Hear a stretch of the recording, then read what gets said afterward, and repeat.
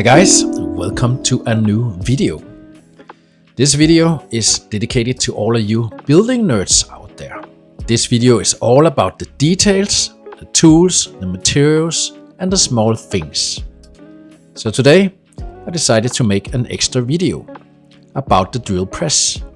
That was one of the small machines that I made for the video, the 71-hour miniature build. So I will take you on this journey from the start to the end. Let me just start saying that this miniature machine is made of 95% of styrene. Styrene is a type of plastic that you use for a lot of different things. Scratch building, model building, and so on and so on. It comes in so many different profiles, sheets, different thickness, different sizes, and also in colors, but mostly creamy white. By the way guys, if you already haven't done it, please leave a like, share and subscribe guys, would help me a lot, warms my heart to make more content for all of you guys. So let's continue the video. Here's a plastic cap and here is a styrene rod, thickness of 10 millimeters, and we are about to design the engine for the drill press. After cutting the plastic cap to size, I'm gonna sand the sharp edges on my 600 grit block. After that, I'm gonna use a extra strong super glue on the styrene rod for the cap to sit. And finish it with using a file to smoothen all the sharp edges.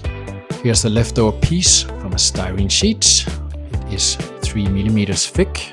I'm gonna cut 3 pieces of identical sizes because now we're about to make the top, the shell of the drill press. Little knowledge about the drill press machine.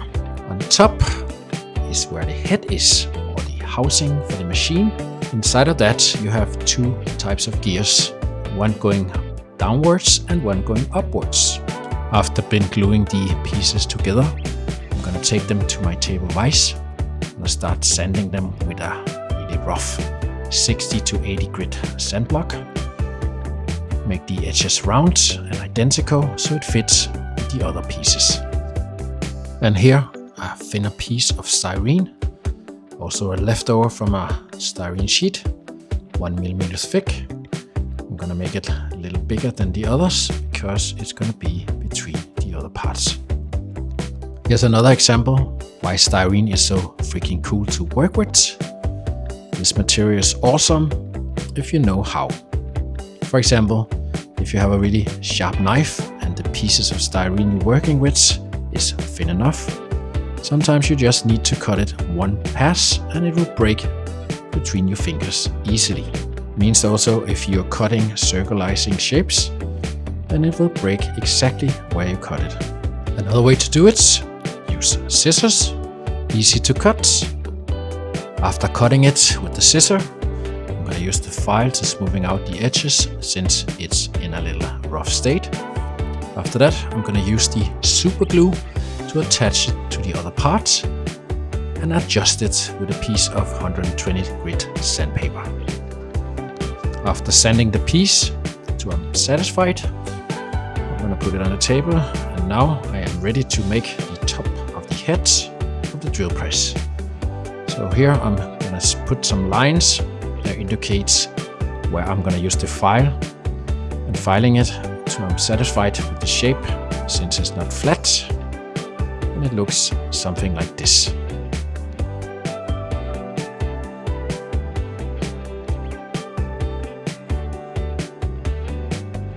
After been finished sanding the piece to the shape that I want, taking it back to the table, and now I'm gonna glue it together with the other piece, and then I'm gonna fine sand it with 600 to 1000 grit. After been sanding the piece round and smooth, it's time for introduce you to a whole different product. This product is called Milliput. It's a 2-component putty that you mix of ratio 1:1, but always remember to use gloves just for safety precaution guys. Mix it by hand to reach the color where it's like a light yellow. You attach it to plastic or other hard surface. You can smooth it out by water, and then you have to wait for the curing time. And after it have been cured, you can now start working on it with files and sandpaper till you reach your goal. Here I have a bag of thin steel rods that I'm gonna use for building the handles to the drill press. Since the machine is pretty small, the handle is gonna be cut by 1.5 centimeter, and I'm gonna use 3 of them since the machine I'm building only have 3 handles. And for now guys, let's drill some holes for the handle of the drill press. Therefore I'm gonna pick up my handy drill sets that comes in a lot of different sizes of drill bits. The smallest one are 0.0 some millimeters thickness, up to the thicker ones there is going from 1.2 to 1.5 millimeters. I must say that this set is really amazing when it comes to building miniatures, and I can highly recommend it. And now let's cut some styrene rods on the list metal cutter. It's also called the miter cutter. It comes from a company called RP Tools, and I can highly recommend it, but it must say that it's quite expensive. It's made of heavy-duty aluminum, been worked on a CNC machine, built for a lifetime if you take care of it. It's really professional quality, and it's recommended to cut thickness of 0.2 millimeters. After the 3 holes have been drilled and the last steel rod have been put to place, the handle is now finished, and it's time to move on to make some more details on the machine.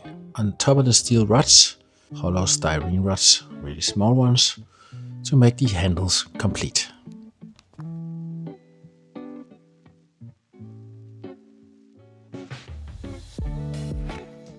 And now let's glue the engine and attach it to the top of the head. After been putting the engine on, I'm gonna put some details. I'm gonna put some electrical box for the cables and the wires to run from. After that, we're gonna glue the section that we did with the handles. I'm gonna put it close to the engine and work our way for the whole upper section to be finished.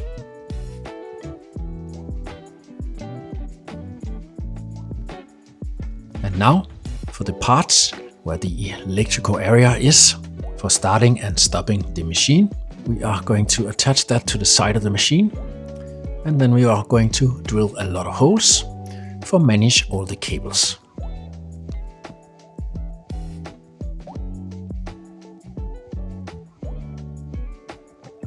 Here I'm gonna cut a hollow styrene rod. After that I'm gonna sand it, get rid of all the sharp edges. After that I'm gonna use a round file and smoothing out the inside of the tube.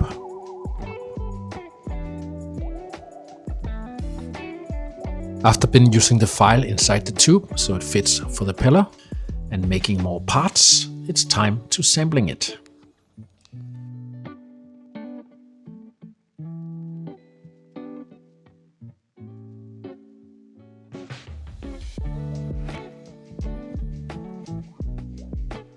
After sampling the pillar, I'm gonna use some super glue because now we are ready to start building the drill chuck. For the drill chuck, we need a couple of parts. So the first one will be a styrene solid rod, and I'm gonna glue it on. After that, I'm gonna use a bigger styrene rod, also solid. I'm gonna cut that too. I'm gonna use the file to get that shape that I want. Then I'm gonna use some drill bits. And for the end, I will use a steel rod to put into the middle of the hole that I drilled to give it some stability. Why I didn't cut the steel rod yet was because I didn't know the length of the drill chuck. But here I'm gonna use a cross-cut plier to cut it. And now let's glue the pillow to the top of the drill press. And here a piece of styrene rod on 10 millimeters. I'm gonna use a black marker to put on some dots so I know where to drill, because this is gonna be the part that will be in the bottom section of the drill press.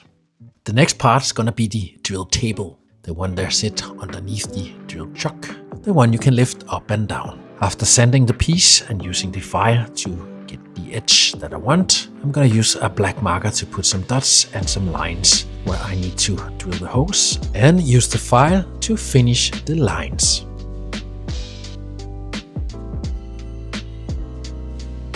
Here I created a thin piece of styrene sheet. We are going to glue that and attach it to the drill table. After the drill table, we are going to take the round piece we drilled the 3 holes in, gonna glue that, put it to the bottom of the pillow. And after that, we are going to make the foot that's gonna be in the bottom of the drill press.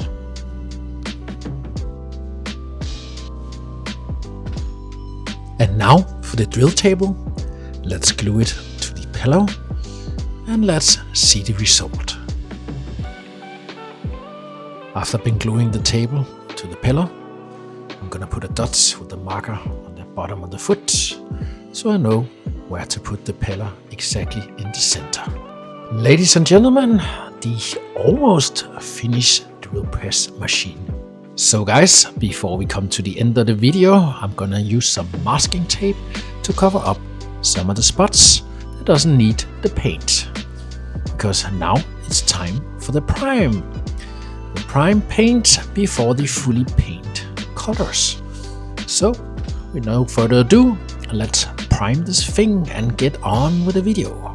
The primer I'm using is the Vallejo Gray Primer, mixing it together with the Vallejo Airbrush Thinner.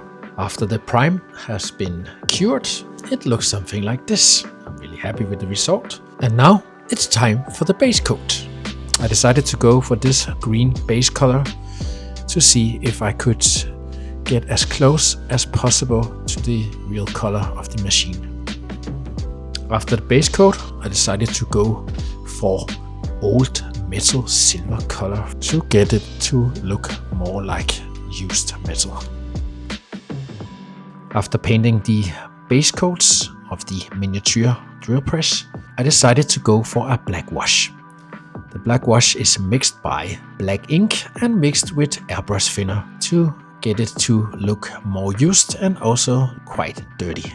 After being given the machine the black wash, let it sit for a while so the ink can crawl into all the cracks and crevices. Then use a paper towel to dab off all the excess. And then continue the process with giving it washes every here and there so you are satisfied with the result or the outcome of the work. After I'm finished with the black washes, we are moving on to a different paint method. This one called dry painting. For all of you guys out there that doesn't know what dry painting is, that just means that you take that color you want to paint with. In my case, I'm gonna use the same green. I'm gonna mix it up with a little more white, a couple of drops, and then I'm going to be going for a little more light green. So what you do, you take your brush and you dip it into the paint. Then you use the brush on a piece of cloth, paper towel or a newspaper, so you can wipe off most of the paint. So you have almost nothing left on the brushes. And after that, you're just gonna brush it all over the details that you want, because every time you hit some cracks, some details on the thing you're working on, you'll just get more light on all the edges. After the dry painting and the explaining, we are moving on to painting the start and the stop button. And the black paint for all the spots that needed to be black, and also the shield around the start and the start button.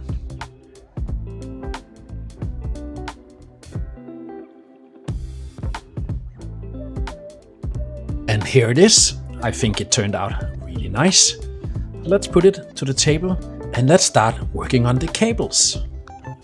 I'm gonna start taking the little piece of cable that I have, gonna dip it into the super glue, and then I'm gonna use a tweezer to get it into the first hole. After that, I'm gonna use my fingers to put it in place, make sure that the shape that I did on the cable, it's gonna be as I want it. And now it's time to making the plug. For that, I'm gonna use a styrene rod, a solid one. I'm gonna put it into my drill. I'm gonna use my file, and I'm also gonna use my 600 grit sand block.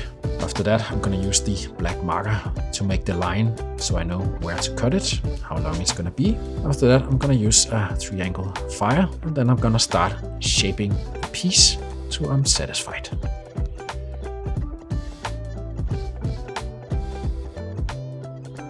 So here it is, the plug. Now I'm gonna use my drill bits to drill the hole so I can get the cable to fit on the plug. For that, I'm gonna use the super glue in both ends of the cable, and then for the plug and the other end into the machine. So here we are. Finally put the cable into the machine, and the only thing we need now is just to give it a little black paint on the plug. And with these few words, we are done. Thank you so much guys for watching the video. Thank you for supporting my channel. Have a great day. Till next time. See you. Bye.